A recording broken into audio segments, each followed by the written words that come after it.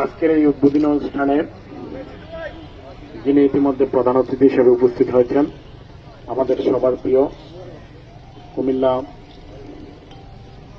কুমিল্লার পরিচ্ছন্ন রাজনৈতিক ব্যক্তিত্ব, যিনি এই কুমিল্লাকে নিয়ে একটি বৈষম্যবিহীন সম্প্রীতির কুমিল্লার স্বপ্ন দেখেন, আমাদের প্রিয় নেতা জেলা বিএনপির সম্মানিত আহ্বায়ক হাজী আমিনুর রশিদ ইয়াসিন ভাই, মঞ্চে উপস্থিত জেলা বিএনপির সদস্য সচিব জনাব হাজী জসিম ভাই, মহানগর বিএনপির সম্মানিত আহ্বায়ক আব্দুল বারী আবু ভাই এবং যুগ্ম আহ্বায়ক আশিকুর রহমান মাহমুদ ওয়াসিম ভাই সহ বিভিন্ন পর্যায়ের অতিথিবৃন্দ এবং আয়োজকবৃন্দ এবং আমার সামনে উপস্থিত বিভিন্ন টিমের অধিনায়ক এবং খেলোয়াড়বৃন্দ, সবাইকে শুভেচ্ছা।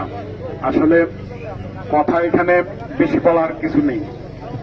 এখানে হচ্ছে যে আমরা যারা নাকি এই কুমিল্লায় যারা বিভিন্ন প্রিন্ট মিডিয়া, ইলেকট্রনিক্স মিডিয়া এবং বিভিন্ন অনলাইন সোশ্যাল মিডিয়ার সাথে জড়িত, তাদের আয়োজনে তারা তাদের কর্মব্যস্ততার মাঝে, এই চাপের মাঝে একটু বিনোদন আমাদেরকে দেওয়া এবং আপনারা নেওয়ার জন্যই আজকের এই আয়োজন, তাই না?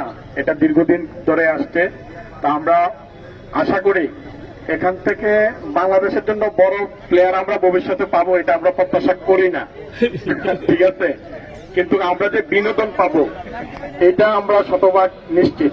তাই বিগত দিনগুলোতে যেভাবে আপনারা এটাকে উপভোগ করেছেন, এই বছর আমরা আপনাদের পাশে থেকে আমরা আপনাদের সাথে এই বিনোদনের শরীক হতে চাই।